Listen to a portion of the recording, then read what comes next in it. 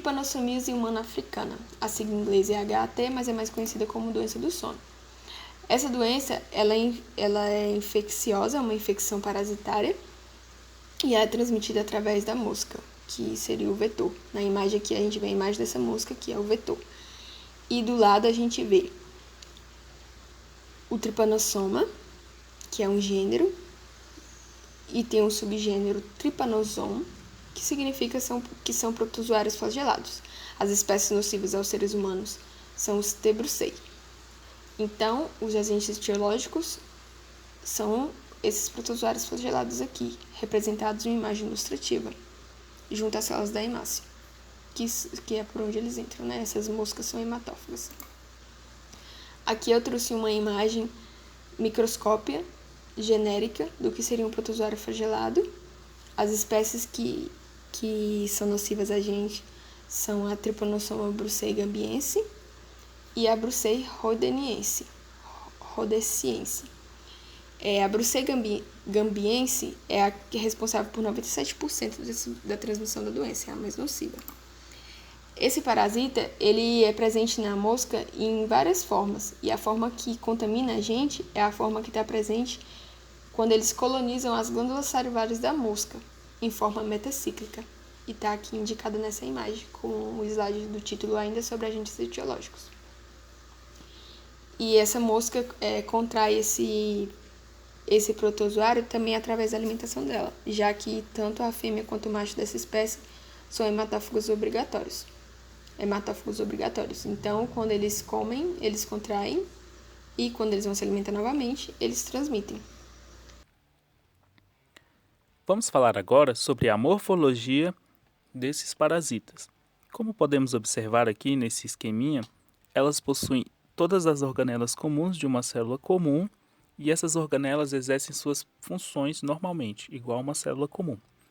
Só que todos os membros desse grupo possuem uma mitocôndria grande e única contendo um cinetoplasto localizado bem aqui, na base do flagelo. O DNA desse cinoplasto, o kDNA, é organizado em uma rede de círculos ligadas entre si. Elas possuem também o glicossomos, onde ocorrem as reações de glicose. Possui também um pré-RNA policistrônico e uma sequência líder, que é adicionada na frente de cada RNA maduro. Ao se locomover, elas se movem em direção ao flagelo, ou seja, o flagelo é a frente do parasita.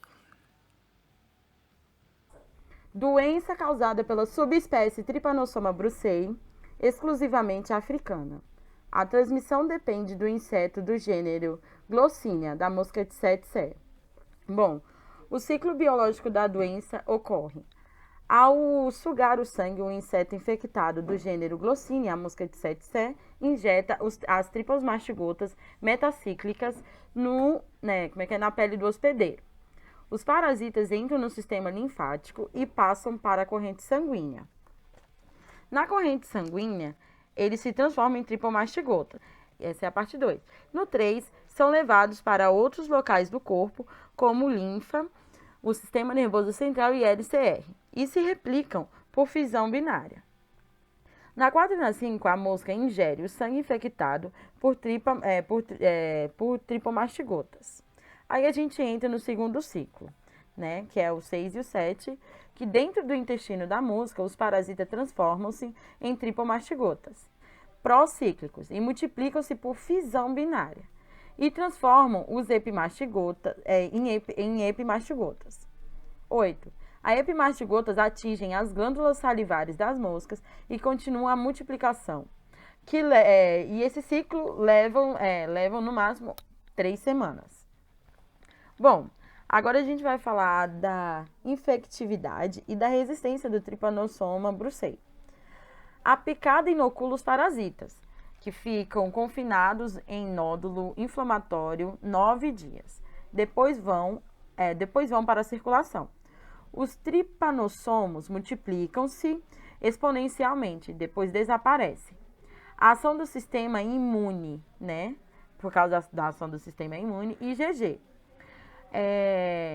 O nosso sistema o IgG é a imunoglobina mais abundante no sangue e nos espaços extravasculares. é o anticorpo mais importante e responsável em resposta imune secundária.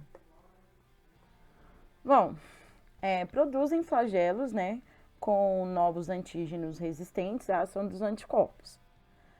A patologia e os sintomas da doença.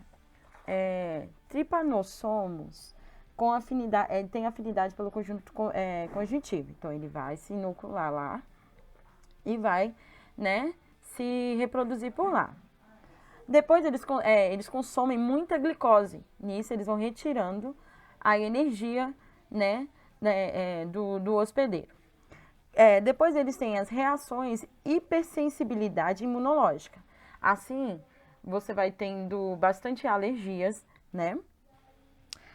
E vai ter o desenvolvimento do edema no local, do local da inoculação. Quando a gente fala desse edema, que é a picada, né? Não tem como, pelo olhômetro, vamos dizer assim, você realmente saber que é da mosca de Tsetse. Você tem que realmente levar para o laboratório, né?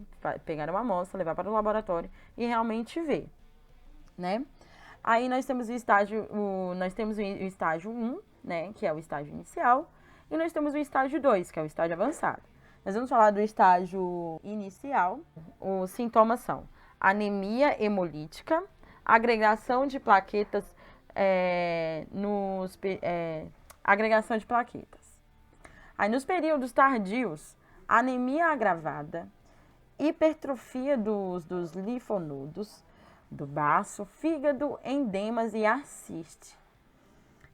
Distúrbios cardiovasculares, endócrinos, musculares, hepáticos, renais e outros órgãos do sistema. Também temos a meningocefalite, também tendo a necrose do sistema nervoso central, né? Assim, o hospedeiro teria desorientação, perda motora, indução de sono profundo, né? O coma e possivelmente a morte. Também tendo a imunodepressão. Então, ele teria a perda, né, de defesa etiológica. Sobre a epidemiologia dessa doença.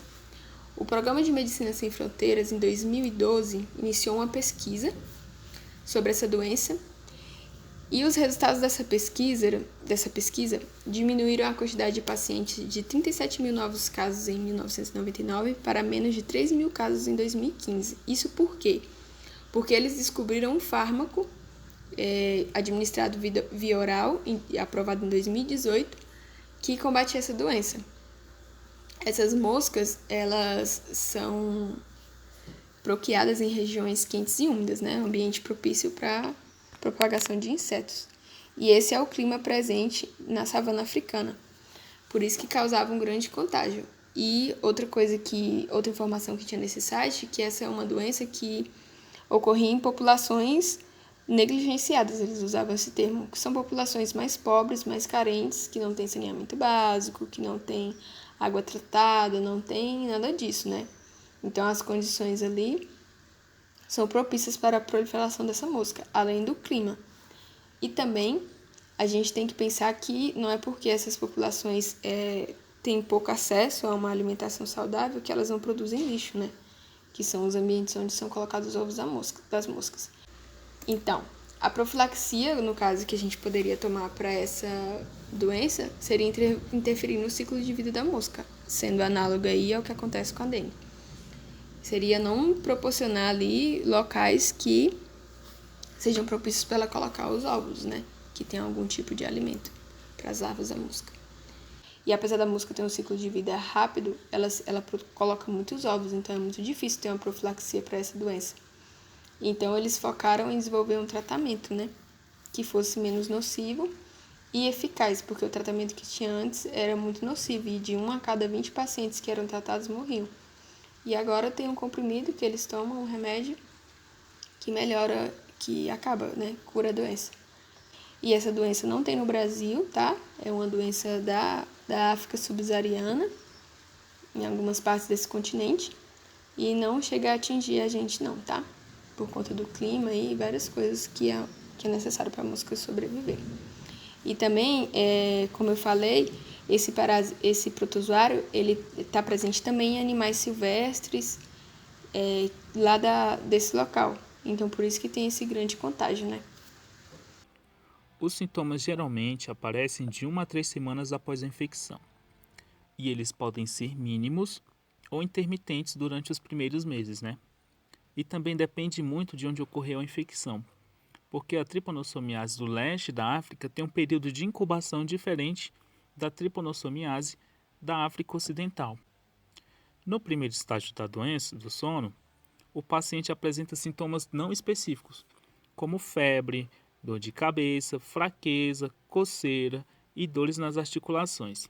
Nessa fase, a doença é facilmente confundida com outra doença, porque esses sintomas são bem abertos. Quase qualquer infecção que a gente tem dá esses sintomas. E fica muito difícil diagnosticar. E sem o tratamento, o parasita vai chegar no sistema nervoso central do paciente. E com isso vai dar início ao segundo estágio da doença. No segundo estágio, os sintomas são mais específicos, né? E pode ocorrer confusão mental, a pessoa do nada começa a apresentar um comportamento violento, ele não tem um histórico de convulsões e começa a convulsionar. E também essa doença ela carrega o nome do seu sintoma mais marcante, porque os pacientes não vão mais conseguir dormir durante a noite e vão passar a dormir durante o dia, serão vencidos pelo sono durante o dia. E é muito difícil diagnosticar a doença do sono antes do segundo estágio, devido aos sintomas não específicos do estágio inicial, porque podem ser confundidos com qualquer outra doença.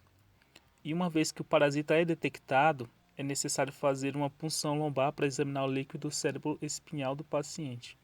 Isso vai determinar a presença do parasita, o estágio da doença e também vai fornecer informações sobre o tipo de tratamento que será necessário.